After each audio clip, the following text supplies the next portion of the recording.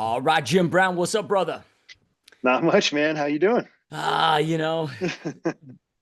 holding it together, man. Yeah, yeah. No, It's I've been a just rough been, week. yeah, just, it's how it goes, man. Life, age, whatever, getting some things figured out. But no, I mean, things have been getting good, man. And when I started having these health issues, and not to freak anybody else, scare anybody that's listening, just went under the weather and, feeling we all get hit with a bug or whatever. But, I had like almost 2.5 solid weeks of just on poor diet, like on diet, on workout, feeling so good, feeling back in the groove, and then boom, get hit, and I've been out for almost a week now. But it is what it is, dude. Starting to feel better Yeah. now and get back on it. I think Alexander tweeted the other day, he was like, when you have a health issue, it's the only issue. Yeah, And that was such a great quote, man. Because we do take it for granted. I mean, shit, I do.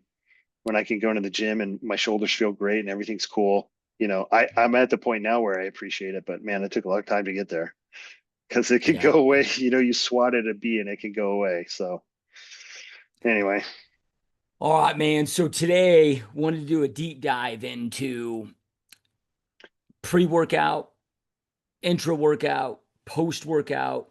There's so many, I don't want to say scams, but all these different options. Some of them probably are scams. But I know, dude, I used to waste so much money, time, energy on, figuring these things out. And you just really helped simplify this for me. But I also didn't realize the importance of really breaking down, these, because there are really three different things of the experience, what the results that we're trying to go. So if we're kind of right. chunking these down, starting with pre, and then we'll go into intra and then post talking about, like resistance training. And if we're, in that side or that season where we're focused on hypertrophy, trying to stack muscle, or at least, maintain, that muscle mass, what, if we start with pre-workouts, like what are essential critical things that we need to have in there that we need to make sure that we do? Yeah, I don't like anybody to train on an empty stomach. And I've done it. I've done it for quite a while, and I go through periods where I do it. But man, even if I'm just eating a banana, it changes the workout. So and the rule of thumb for me always was, you want amino acids in your bloodstream and some glucose. That's it. So if it allows, even if you're working out in the morning, if you have some protein, if you chug a protein shake and eat a banana, or just some if you're going to eat a couple eggs and a piece of toast, whatever it is. But as long as you have some amino acids and some carbohydrates in your bloodstream, I think you're setting yourself up for a better workout. And that's, going to be for a couple of reasons. We don't want to decimate your glycogen. We don't want you to have, blood sugar emptying and then, empties out your liver glycogen and then hits all your muscle glycogen and you're just having a glycogen depletion workout. I don't think that's productive unless it's for a reason. And then you always want aminos in your bloodstream too. That's just how I feel. You have increased circulation. As soon as the workout's done, you have an increase in protein synthesis, and you want to have a high leucine, essential amino acid profile in there ready to go. And that's, goes along with the guise of, the program, if you want to get big or if you want to maintain, or if you're trying to even put on anything significant amount of muscle mass, I don't care who you are, you want to literally have a constant flow of amino acids in your bloodstream, mostly from meat sources and then some supplemental sources if you have to. And then the best case scenario on top of that is also have some glucose. And so that comes back to, what do we always preach about eating? Chicken and rice, meat and rice. That's exactly what that is. And you do that, you increase how much you can eat of that to the absolute limit without putting on body fat. And you do that day in, day out.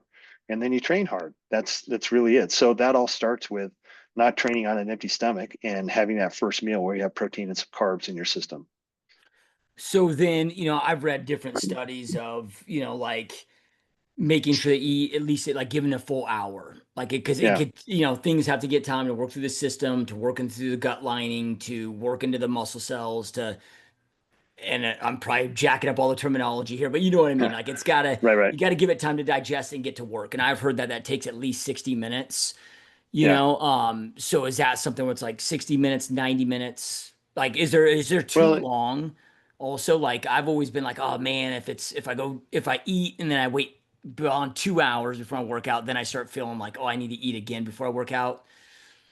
Yeah, it really depends on what you eat. So if you're drinking a whey protein shake, with blended banana, you're going to have single aminos and glucose in your system very rapidly.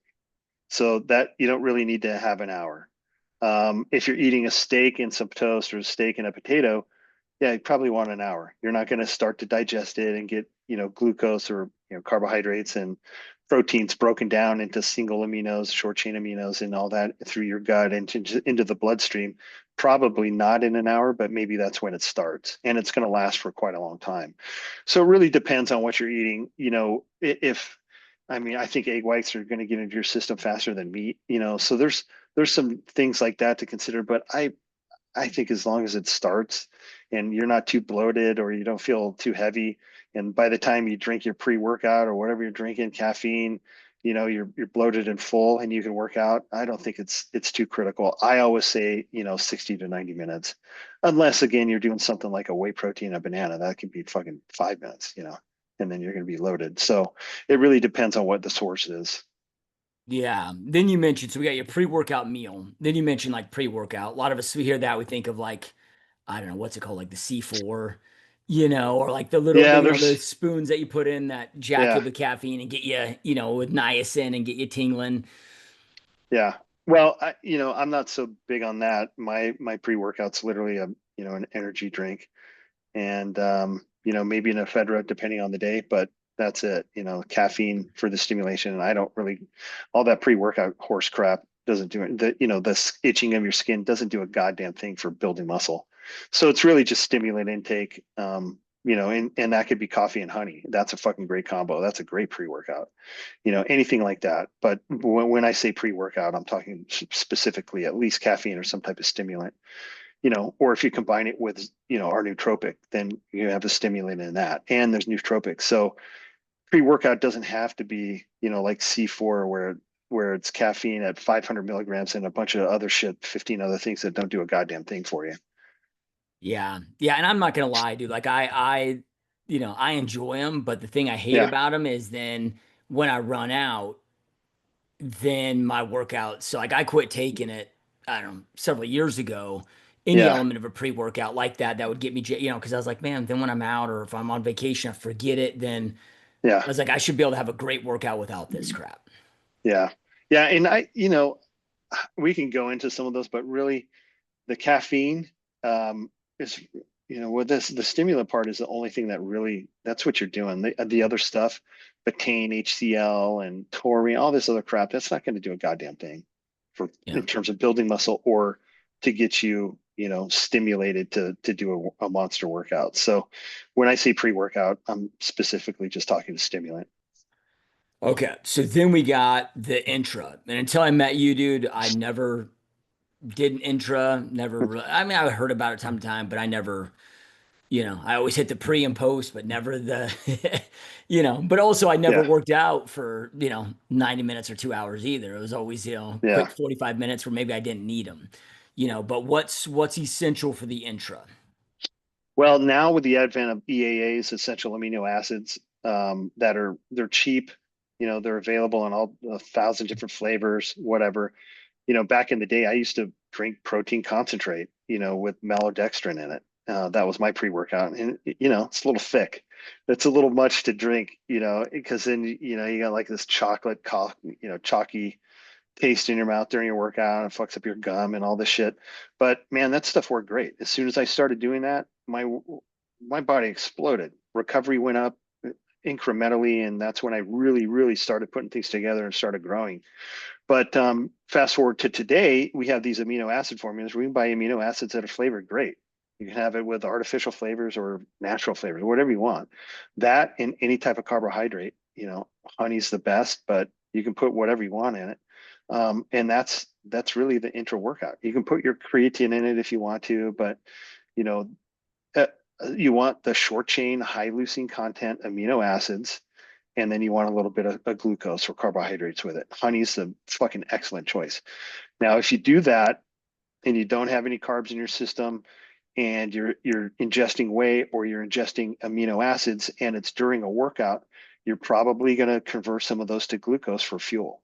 And so if you don't have to have a massive bolus of carbohydrates with it, but if you have 15, 20 grams of carbs in your intra-workout drink, it's going to prevent that from happening. And you're going to have a much higher likelihood of those amino acids being used for amino acid stuff rather than being converted to glucose.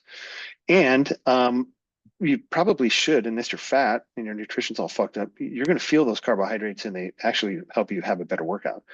So basically, the intra workout is because you have high perfusion, you're getting blood to all your muscles, you know, protein synthesis is going to be started right away. You know, theoretically, you know, as soon as you're starting exercise and then afterwards, there's a special window, you know, that does exist. But I've always been under the impression that if you do that, your recovery increases. And I've never had anybody say that they tried that or started it and it didn't increase your recovery. And so when you increase or change your recovery potential, then you can also change the amount of stimulation that you're putting into it, or you can train more frequently. And that's really the secret, you know, on one of the things that I view of getting bigger faster is you adjust your stimulus to recovery potential at the time. So we're changing your recovery potential. And you know, the other thing that I like to do is sit on the bike and drink amino acids and carbs too, because even if it's an off day for me and I'm not lifting, or after I lift and I'm doing that, that's increasing my recovery. Believe it or not, zone two cardio like that, where you have a high perfusion and you're influxing your body with amino acids and a little bit of carbohydrates to not have those used as glucose, I think is irreplaceable, super beneficial. All And right. you know, Oh, if go you're ahead. not, and if you're not, I think you're just leaving gains on the table. Yeah. What's the name? I get the same one that you've been, been getting for years. I just always have it saved in my, I don't know, The Amazon Amazon box, box. yeah, So I don't know the name of my wife goes and clicks and yeah, knows one, but it's like the dragon fruit. They have different great yeah. flavors. But what's the name of that one? Who makes that? Isn't Do you it remember? bio somebody? Um, Yeah, I can't I'd remember. have to look. Yeah, but there's, you know, it almost doesn't matter. You know, It's a anyone that good. you find, yeah, as long as it's just amino acids, it can have some other stuff in it, but don't pay for that. Just amino acids and find a flavor that you like. That's really it. And then, you know, put fucking honey in it. That's it's a cheap, great carbohydrate. Honey's a a great carbohydrate to use. You know, it's actually a complex carb, which you know doesn't matter, but there's fructose and glucose in it, and it works better at building or you know replenishing glycogen and for energy. So I like it. Just make sure you get real honey because sometimes if you go to the grocery store now, it might say honey on it, but it's high fructose corn syrup, which you know in theory is going to be okay too. But I particularly like to get real honey when I buy honey. But Yeah. anyway, yeah, try that. You know, even if you're having a hard time recovering, whatever, if you sit on the bike, let's do some zone two cardio for 15 minutes after your workout and you finish or you're drinking your intra workout drink, you're going to notice your recovery changes. It's going to increase. So I've always had everybody do it. I've done it. I don't like to work out without it. I just don't. Yep. All right. So then, all right. We talked pre, talked intra, right? Then okay, post. Like, is there a window? I've always, kind of heard like as soon as possible, but no more than like an hour or Yeah. so, because then you start going to, catabolic where your body's, right? Is there a time window? And then if so, what's kind of optimal after post? I do believe there's a cascade of hormones and other things that kind of make it a little bit easier to suck up nutrients, you know, after you've worked out. But is it is it significant enough to not worry about? I don't know. But if you're doing your pre-workout, if you've eaten before you've gone to the gym, you're doing your intra-workout, I don't think that window is as important. Like, oh my God, it's 60 minutes. I missed it. You know, I blew it. You know, because you got aminos and carbs in your system and you're not catabolic. You have positive nitrogen balance, all that stuff. You still got aminos in your bloodstream from the hopefully meat that you ate pre-workout.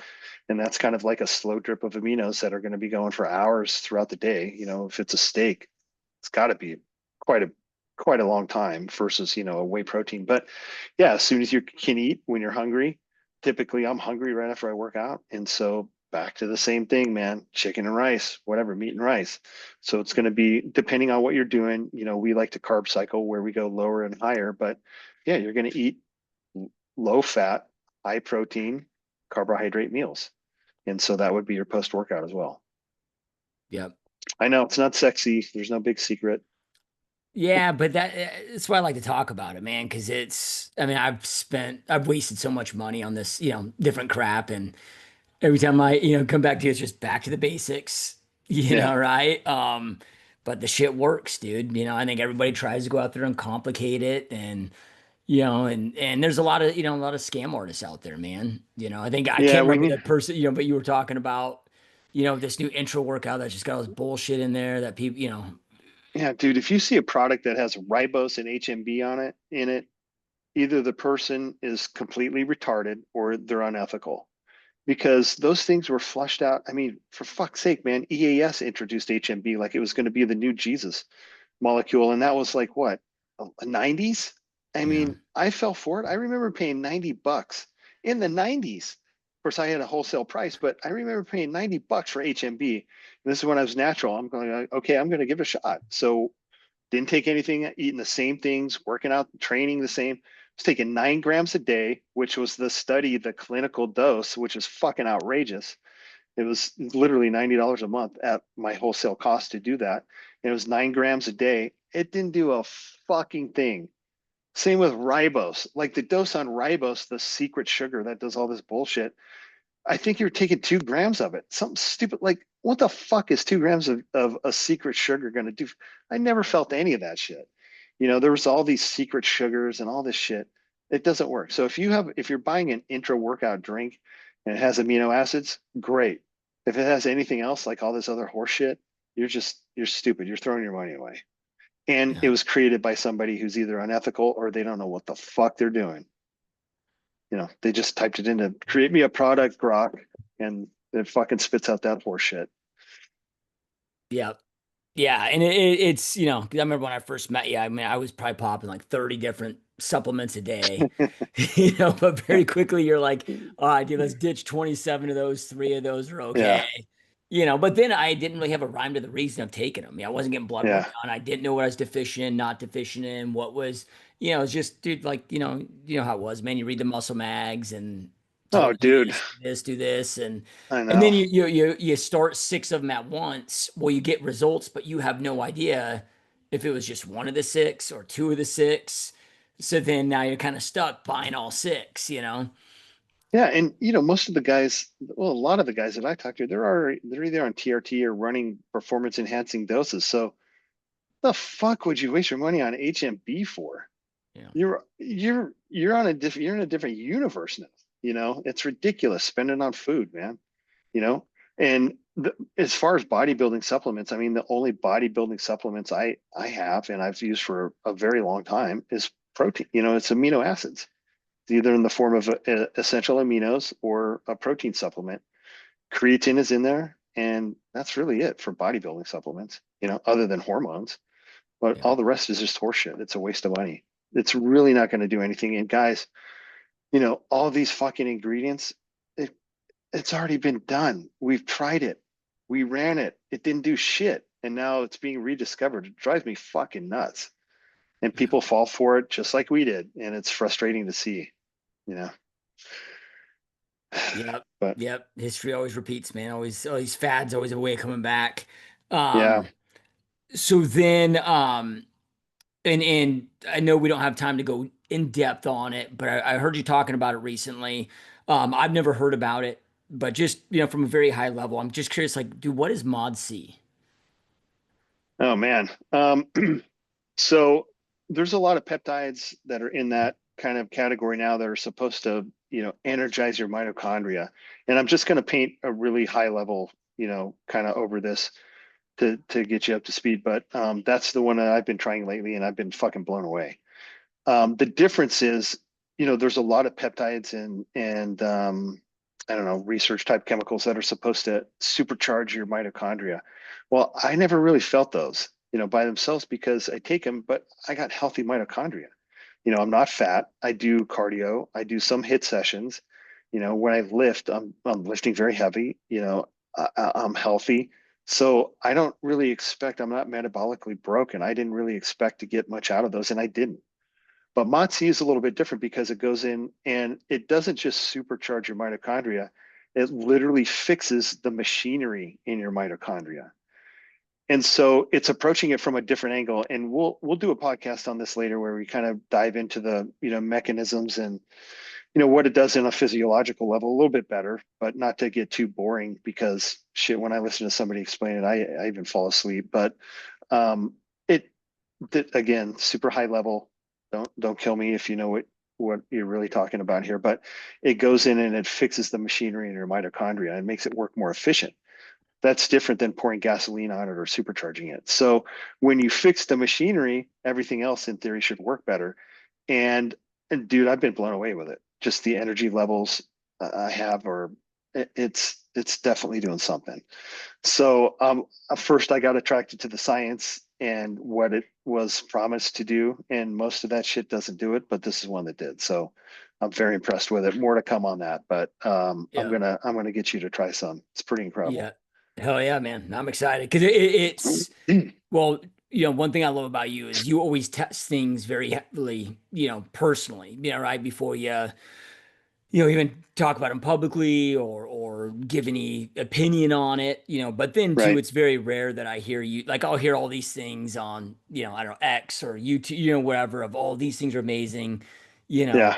so it's very rare. So when I hear you say that you're impressed by something, then I'm like, it Yeah. gets my We might as well interest. check So, it out. Yeah. Yeah. all It's right, worth man. a Well, it trial. looks like, dude, like it looks like your light completely went I out. know. Yeah.